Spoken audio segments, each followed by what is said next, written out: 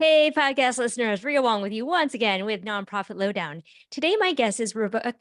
Today, my guest is Rebecca Okamoto. She is a branding communications expert, and today we are talking about how to make great first impressions, which I know I personally have been a little anxious about when you're in that, at that cocktail party, trying to make that first impression, and it always just feels a little bit awkward. So, Rebecca, welcome to the show. Awesome, Ria. Thank you. Hi, everyone. I'm super excited to be here.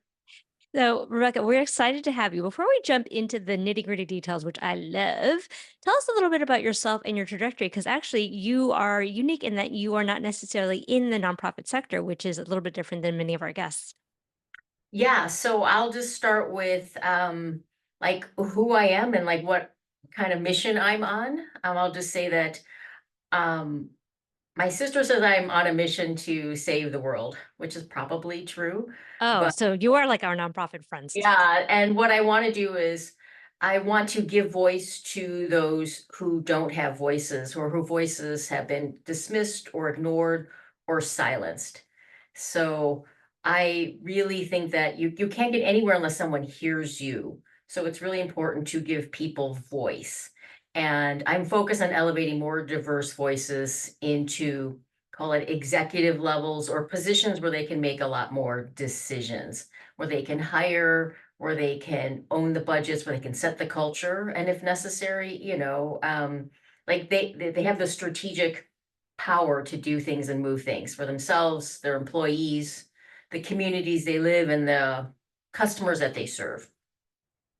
So that's me, like an overall. And how I got here is I'm a former corporate person. I had a 29-year career with the world's largest consumer products company, Procter and Gamble.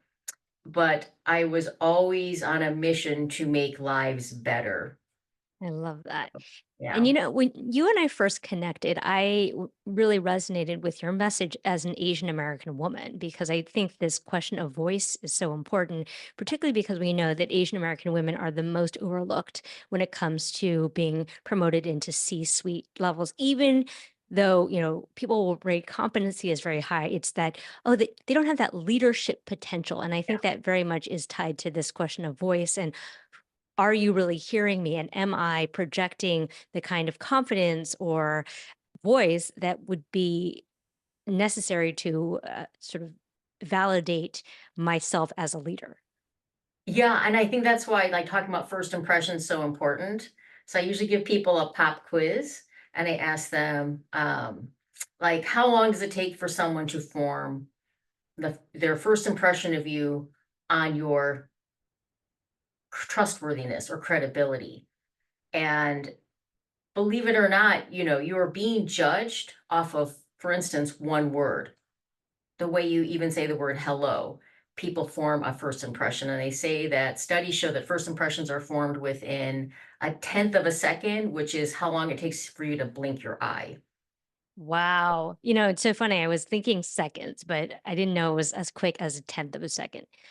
So, Rebecca, Yeah. before we get into this, I mean, I know there are lots of folks who listen to this podcast who are maybe feel that they don't belong in the rooms that they're in, right? So, as fundraisers, we're in predominantly white rooms. If you are a woman, if you are a person of color, if you are not basically a hetero cis white male, it may feel very overwhelming. It might feel intimidating to step into these rooms. Also, knowing that impressions about me are made within a tenth of a second. So, how do you advise your clients about that? So the first thing I always tell people to do is, and since like I had a corporate career and I started in manufacturing, so almost all of my peers were men. I mean, I understand the environment really well. And what I learned to do is I tell people you have to project why they're lucky that you're in the room with them, why they would be lucky to hire you, why they would be lucky that you're their person or their go-to person, and keep focused on what I call your personal brand. So a brand is a reason to choose. So a personal brand is a reason for someone to choose you. So um it's like if you go into an interview and you think you have a poppy seed in your tooth, And it doesn't matter how well you've practiced or how great everything sounds, when you're by yourself, the first thing that happens is you worry about that poppy seed, and then your tone is funny, your focus is off.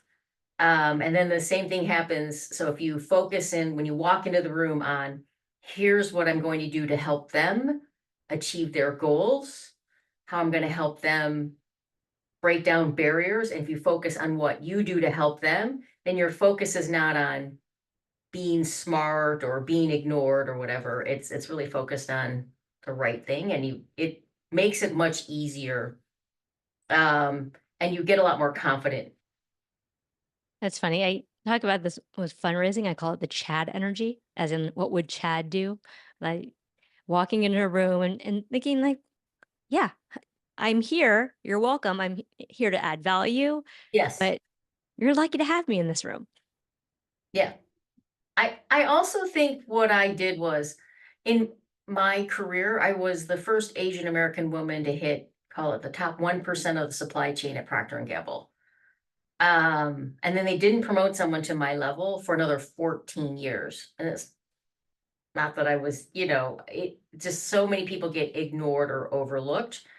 And part of it was I was told I had some great mentors, but they're like, your presence, your executive presence isn't very authoritative. Like you don't command or own the room. And I'm Hmm. like, well, I was taught by my parents, be humble. And how do you do that? And like, let your work speak for you. Mm. So there's no wand that you can wave that suddenly makes you braver, clearer, and overcome that. What helped me overcome that? So for especially people who are in the nonprofit space who don't feel comfortable being Chad, um, is think about your mission and your purpose and who you're there to serve. So I wouldn't go in a room and say, yeah, I did all these A, B, and C great things for myself and my career. But at a certain point in my career, I decided I wanted to get to a very high level at P&G so that I could help others. I could help other Asians who would help more Asians. Mm. So every time I felt like I can't do it, I'm like, you're not in it. This is not about you. Your lights go on, your water is clean. This is about someone else. And I Mm. would take a deep breath and I would say, focus on who you're there to help. And you're not going to help them at this low level. You're only going to help them when you make the ask, when you are seen, and when people see you as strategic, so you'll get promoted. I love Focus that. on who you're there to serve. Um, we would do many, many things for others. So make it about others instead of yourself. Yeah. Well, and I think that that really speaks to a lot of the service orientation that nonprofit folks have. Like, no one joins a nonprofit to get rich, right? Like, we have a deeper purpose, deeper Right. reason, a deeper mission. And so I think that's really helpful. Okay, let's just jump into it because I'm in New York City. And, in New York, the first question anybody asks you after your name is, so what do you do? Yeah. And so there's always this, I think I think part of it is that we collectively haven't figured out a better question to ask. And then the other part of it is I think people are trying to sort of place you on the hierarchy of like, well, how important are you? Yeah. That's a And good one. I, so, w- yeah. I would say that the most important, the goal that you want, so attention spans have really dropped. Supposedly they're like 8 seconds or less, which means 8 seconds of undivided attention for someone's going to decide, am I going to really stay tuned in? I mean, we could be talking and I'm like, not really listening. So, and you have a better chance of engaging with a goldfish than the person you're actually talking to. So the whole goal is to get them to be like, is to give them a tell me more moment. And the best Hmm. way to give someone a tell me more moment is make them see themselves or the problems that you solve for them in your introduction, meaning like, oh my gosh, that's me, or I know someone. So it's always about, can I explain how I can add value? I'll give you an example. If you were an author, you could say an about me statement is, I'm a award-winning best-selling author. An about you statement is, I help new authors get published faster. Can you Hmm. One is about what I can do for others, one is about me. So if you really want people to say like, "Oh, that's really interesting, tell me more," make it easy for them to picture who you're talking about, either them or someone that they know.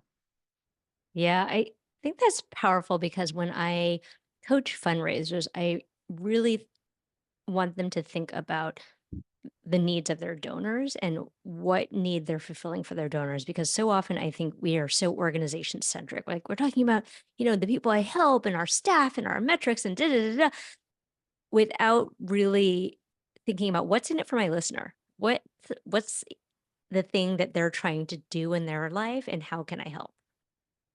Yes, right. So helping people bridge the gap, if that's how they, so you want to know what it is that they describe. Like when I used to introduce myself, I'd say like, I help job hunters confidently explain, or I help job hunters explain why they're the best person to hire.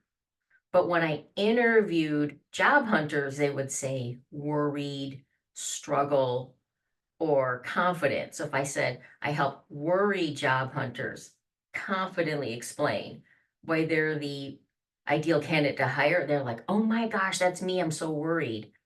So Mm. just talking to a just talking to people. So it's not trying to fundraise, but like what's important to you and really listening and making it about them and saying, here's how I can help you solve that problem makes a huge difference because when people can see themselves in your introduction, it changes everything because then they're like, oh, tell me how you do that. So I'm just trying to play this out a little bit because often when we're in nonprofit, the people that we're helping are not necessarily the people that we're talking to provide the resources, right? So if I'm talking to a donor, it's not like they're necessarily using the services that I'm providing. So how might you recommend someone do that? Is it about identifying sort of the issue or the values behind it? So I think it sort of depends. So if you have the opportunity to talk to donors and just listen to why do you donate? Why do you come back? What makes a difference for you? Or why does participating, help you? Then it helps you hear the language that they use. Hmm. I work with like a very successful nonprofit that works with women on the Hill. And what they tell their donor corporations is, we help do this. This is what we do to, like, here's who we're serving, which is women on the hills. And how it helps you is it helps you gain the access that you're not able to do. And we're able to give you some sort of insider ability that you weren't able to get before in a nonpartisan way. So it's really understanding why do they want to participate. Some cases it could be self-serving. Like Yeah. your nonprofit is very mission oriented, but the people who want to donate may not be. Right. Right. Uh, I work with several like that where it's all about finding a way to network to build your brand or build your business or to gain access if they're more like network oriented.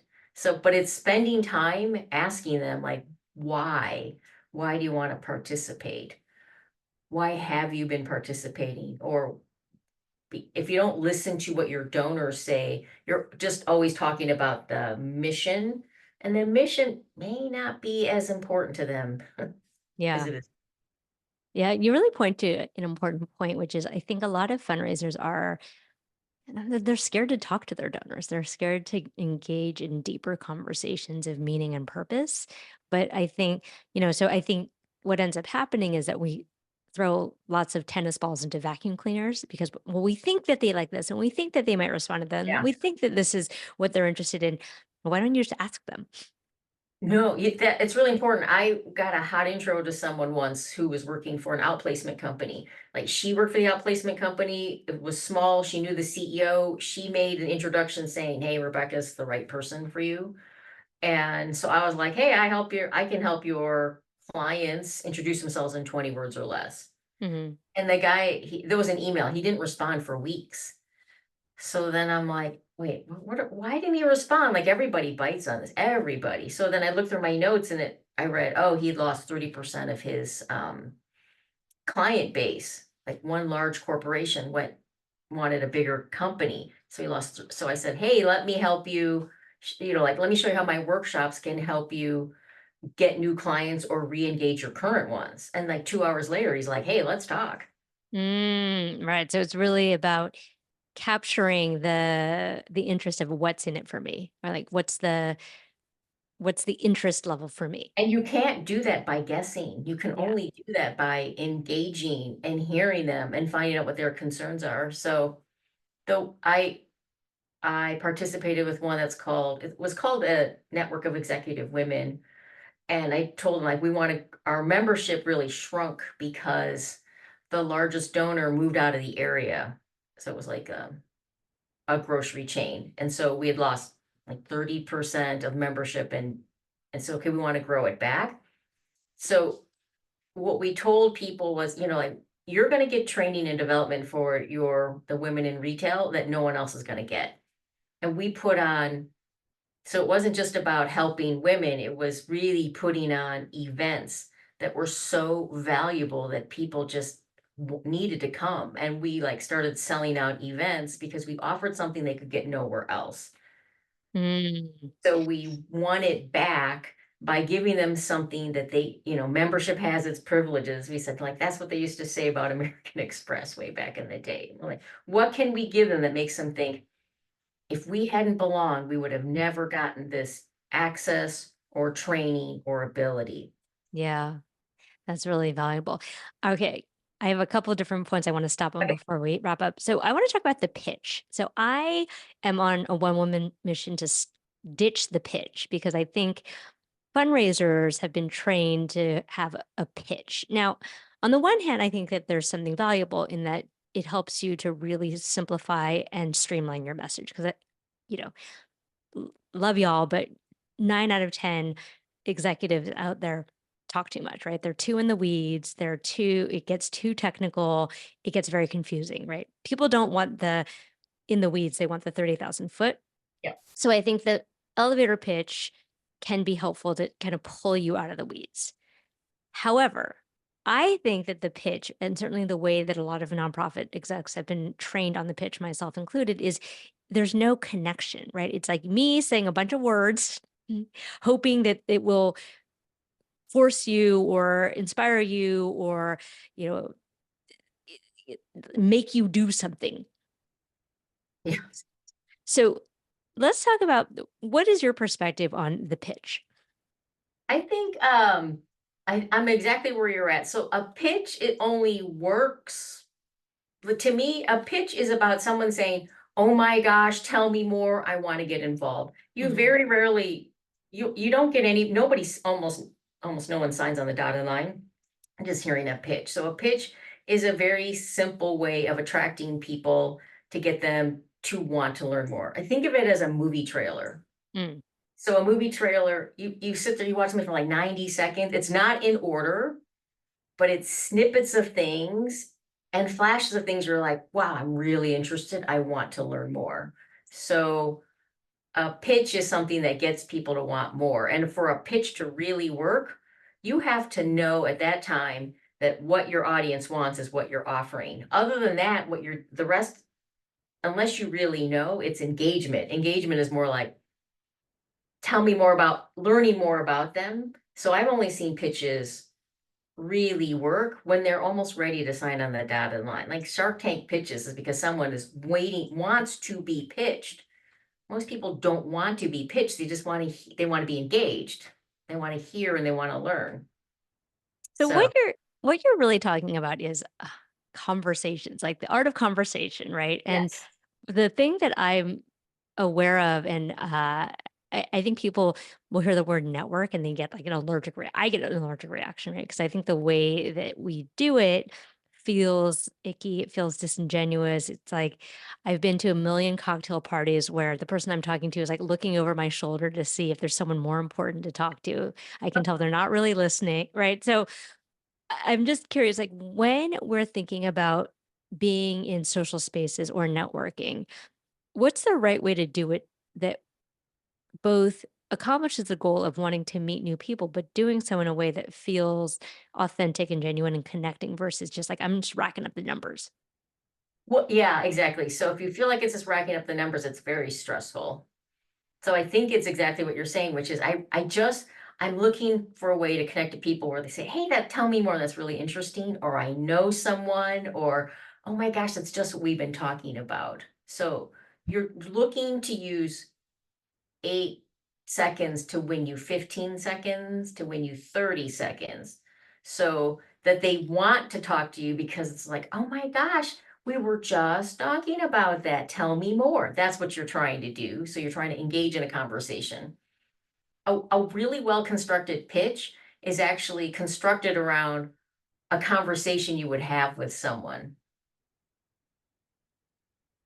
And to that point, I just heard something really interesting the other day on one of the many podcasts I listen to because the thing that sometimes happens to me, I'm sure it happens to you, is that you kind of get stuck in a corner with someone and you're Yeah. like, ah, like, there are other people I want to meet. And so this is a good hack, which is, hey, listen, there's some other folks that I need to have a conversation with. But before I go, can I just ask you about this one last thing that you said?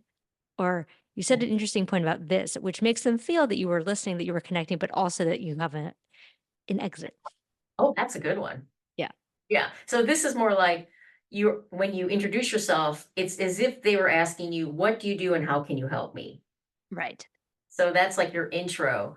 And then the next part that you say is you're answering the question, "Well, why should I care that you do that?" Oh, that's so good. Okay, so let's get into this. Is this the 20 words?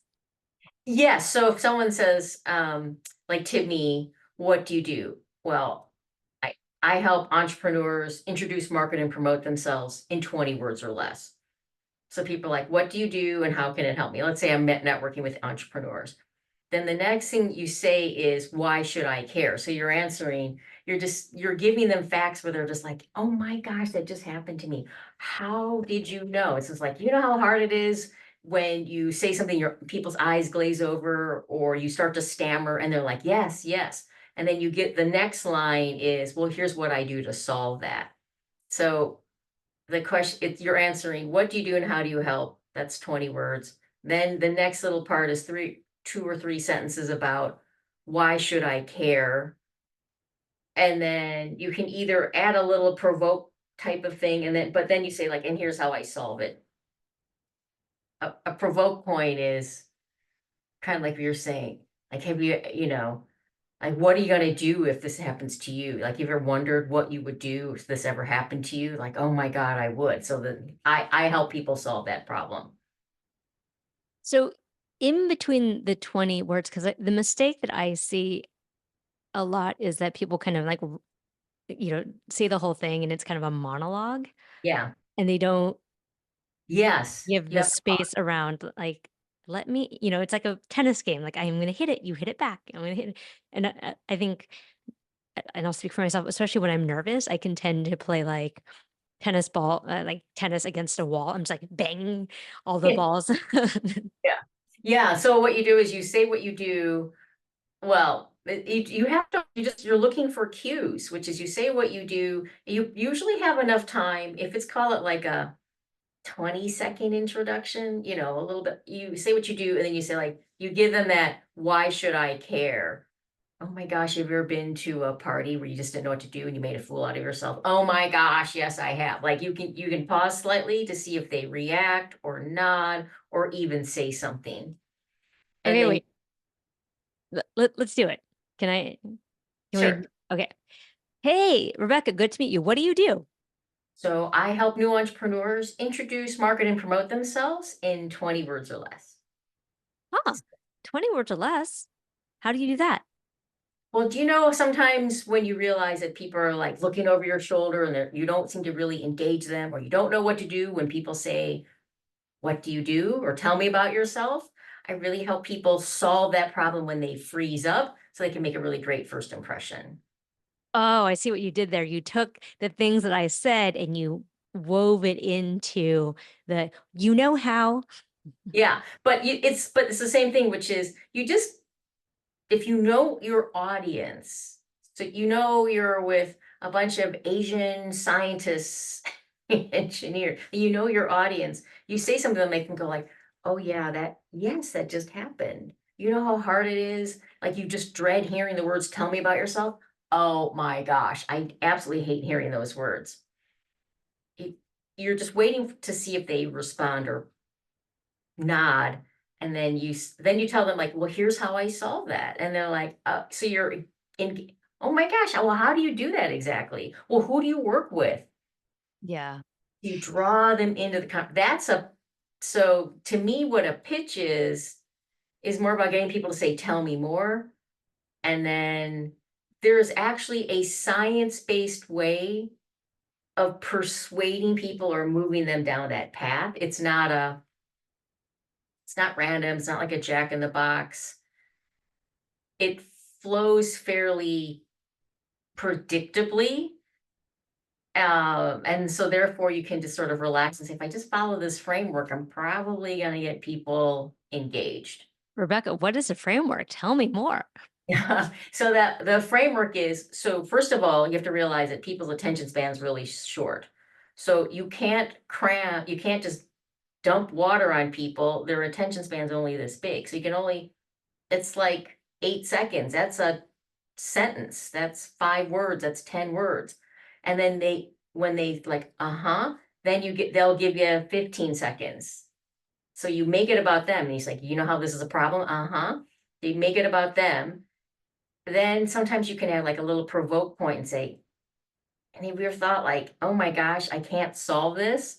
And then you say, well, I can solve that. And then they're like, so you sort of, you drip pieces of information out until they're like, oh my gosh, I want to know more. And then let it rip.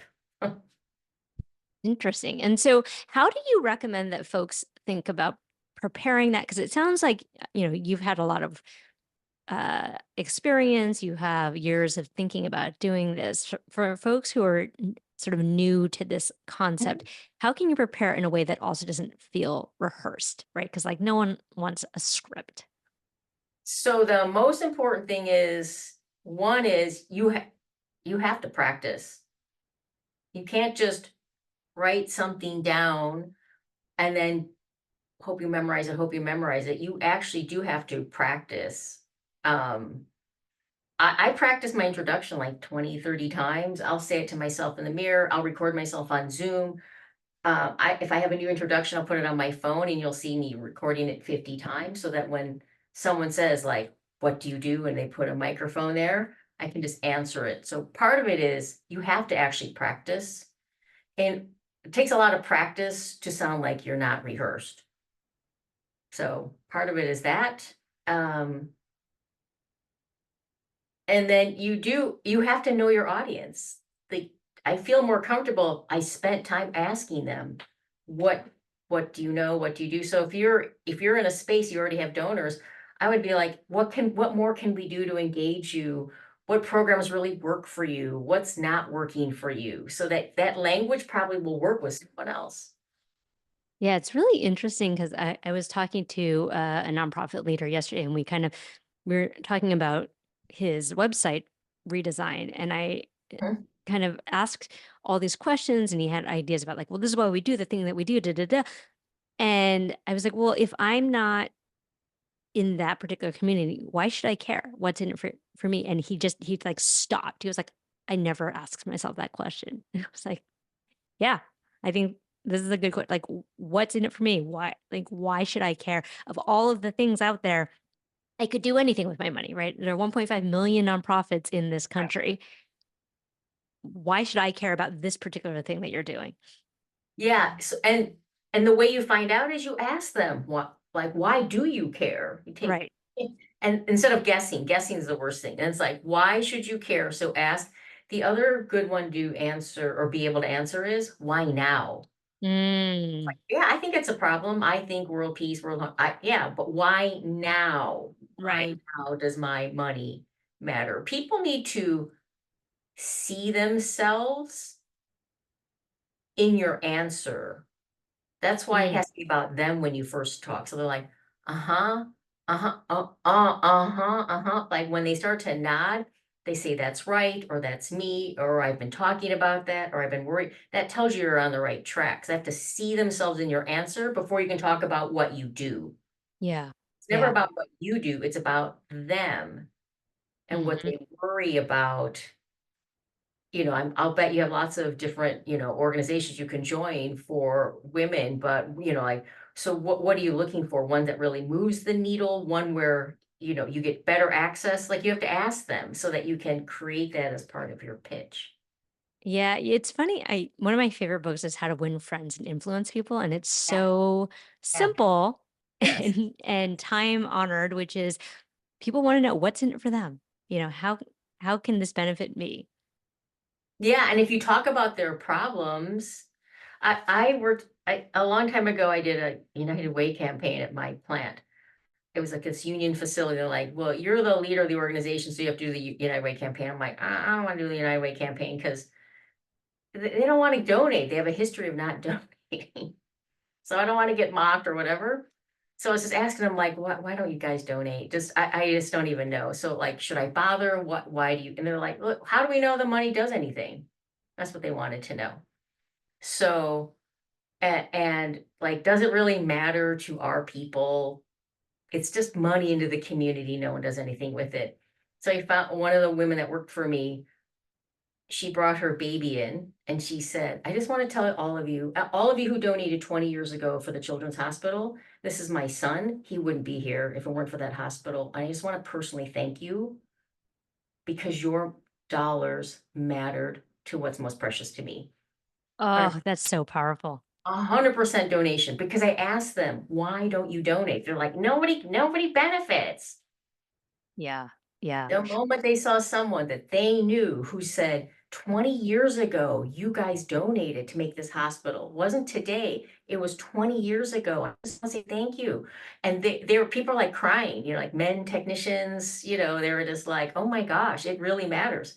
It really matters. Yeah. And I think you brought up another interesting and important point, which is that we need to close the story loop for people. So the reason why people don't donate again is that you didn't tell them what you did with their money. You didn't make them feel good about giving. You didn't tell them that their donation mattered. And so if I don't feel like my donation matters, I'm like, well, then I'm going to take my $20 and like give it to someone else, or I'm going to buy myself a bubble tea.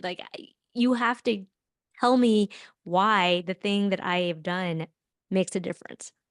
When I ever do a pitch, whenever I present, I always in my like when I train, I always tell, does it matter? I just told you how to introduce yourself in 20 words or less. Does it matter? And I either give them, it's always towards the end, and I either give them a story or a statistic, and they're like, oh, I never thought about it that way. It does matter. Does it matter that diverse voices, does it matter? And I'll give them a business case why. They're like, I never thought about that. We should probably should bring you back. There you go. Yeah. Well, and the power of story is really important here because the way the human brain works is like we remember stories. We facts, figures, data. Like I don't remember that stuff. I remember stories. Yes, and, a friend of mine, when I first started my business, like 10 years ago, he told me, "Do you know how to introduce yourself?" I'm like, "Yeah, I can introduce myself." He said, "Okay, do you know how to introduce yourself up?" And I'm like, "I don't even know what that means." He said, "Well, like, let's just say you're at Walmart and you're waiting for the buyer, and in walks the CEO of Walmart, and he says, 'Oh, are you here for me?' And you're like, 'Oh, no, I'm just here for the buyer.'" He's like, "That's really forgettable. Like, would you know how to take advantage of that?" Oh my gosh, that's really great advice. So I go home, I just think, I'm never going to meet the CEO of Walmart. That's good advice. A couple months later, I'm at a accelerator program, and this friend of mine's like, okay, wait for me in the kitchen, get a snack. And then I'll tour you at our facility. So then I'm like in the refrigerator and I see these popsicles and I'm looking at a popsicle. One of the co-founders of the accelerator program walks in and he says, "Oh my gosh, Rebecca, I just heard great news from you. Hey, how about this? Why don't you pitch to me now? And in 20 minutes, we'll agree to do business or we'll walk away friends." And I'm thinking, came in here for a popsicle. Like I had I didn't know what to say, and I'm just like, and then I start to ramble, and my friend walks in and he pitches my business for me, and I get hired there for like 18 months. But you never know when someone's gonna wanna know, "What do you do?" And I came in there for a snack, and it never occurred to me that I would meet the co-founder and that he would wanna do business with me. Yeah, we got to prepare that. One thing I just wanted to say too is, and I see this a lot with nonprofit folks, is that they get very jargony, and so it like when you're talking about things like, social justice, impact, liberatory practice, like I understand the sentiment behind it, but it turns people off, right? Because A, they either don't know what you're talking about, or B, you know, they do know what you're talking about, but it's a little heavy, or C, like they don't know what you're talking about and they don't want to look stupid, so they don't ask. So they're just confused. Yeah. What do you tell people when they talk about social justice or whatever? I mean, it matter if someone is believes in social justice and they use those words, those are the perfect words. Right. Well, But and how do you coach people? I coach them to explain it to a 10-year-old, right? Because the other thing is social justice can mean a lot of different things. It could be marching in the streets, it could be feeding people, it could be education, it could be, you know, um, access to clean water. Like social justice Yeah, as these two words can mean many different things to many different people. yeah, good. And so, or equity, many different things to many different people. Liberation, like these are just words that convey concepts, but they are not tied to necessarily specific activities in the mind of the listener.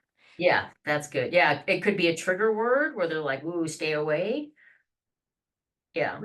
I But yeah, so um, the yeah, way I that's super advice because I the first time I tried to create an introduction for myself, I said, helping people create a personal brand that it ignites them and inspires others. So I'm trying to explain to my 20-year-old nephew, and he's just like, "Well, what's a personal brand?" And we get into a gigantic argument. And then finally he's like, "Well, fine. So let's say I need a personal brand, but why do you want to be ignited? It sounds painful." that's so And funny. I'm like, "Jacob, I help people introduce themselves in 20, or explain who they are and what they do in 20 words or less." And he's like, "Well, Auntie Becky, you should just say that." Yeah. Yeah, yeah, yeah. Yeah, don't choose clever over clear, right? Yes, I You think I told you there's an example. Someone said, "Oh, I'm a friend raiser." I'm like, "A what? yeah, A like friend if I have to think about it, like I don't understand and then I'm moving on. Well, a really great way to test that is exactly that, which is just introduce yourself to a trusted friend who doesn't really know what you do and get their reaction. And if they argue, if they're like, "I don't get it," listen to them. Don't say like, "No, it's clear." Like I've had people argue and say, "No, a friend raiser is clear." Okay, well, I just told you it wasn't. Yeah. Yeah, yeah, yeah. Yeah. Or listen, get your favorite middle schooler because they will tell you the truth about everything and be like, "Did you understand what I just said?" Yes, a snarky 13-year-old really works well. Yeah. My used to test a lot of my nephews when they were like that age, and they would be like, "No, no." That's Oh, Yeah, be snarky. clear. Clear is always better than clever. And a great way to be clear is like, there's one woman, she came to one of my classes and she said, like, "I help women over 40 lose weight in a sustainable, enjoyable way." Oh So god, the word sustainable? yeah, Just so please then just stop it already. No yeah, more so then she sustainable. goes through the training, then she goes, "I help women over 40 who hate dieting." Everyone's like, "Oh, that's me or I know someone." Like the Yeah, whole class instantly. All she had to do was say it in a way they're like, I know who that is. right. Right. Well, So they have to see themselves in your intro and then they're like, "What do you do?" yeah. Yeah. Well, Rebecca, you are now inspiring me, and now I'm thinking about my intro. I thought, oh, what was on your website? I thought your website was pretty clear. Yeah, I help nonprofit execs raise more money from major gift donors. But now I'm thinking I can also say I help nonprofit executives um, raise more money, even if they feel icky about fundraising. Yes. Yes, or another great word, even if it's great, or without feeling icky. Like, I help people promote themselves without feeling pushy, Yeah, without sounding salesy. That's salesy. superb. If you put that without, then you're like breaking the convention of what they normally think. Yeah, I yeah, help them do this without the bad stuff, and then they're like, "Oh my gosh." yeah. Because I think a lot of people just hate fundraising. I hear this all the time, and I used to hate fundraising before I understood really what it was. And yet I still think the ick factor is there. Anyway, we could go on and on, but I know we have to wrap up. So, Rebecca, if people want to find out more about your work, if they want to work on their own 20-word intro, what should they do? Where should they go? They can come to my website, which is 20words.com. It's the number 20 word dot 20words.com. And then if they go there, I have free e-guides. I love helping people introduce themselves. I have a whole section on personal branding, lots of just info to help people make their voice heard so they can make a bigger impact. I So love that. And folks, we'll make sure to put all of that info in the show notes and click through. So, homework for everyone, work on your 20-word intro. there you go. Thanks so Thanks. much, Rebecca. This has been fun. Okay, talk to you soon. Bye-bye. Thanks. Bye.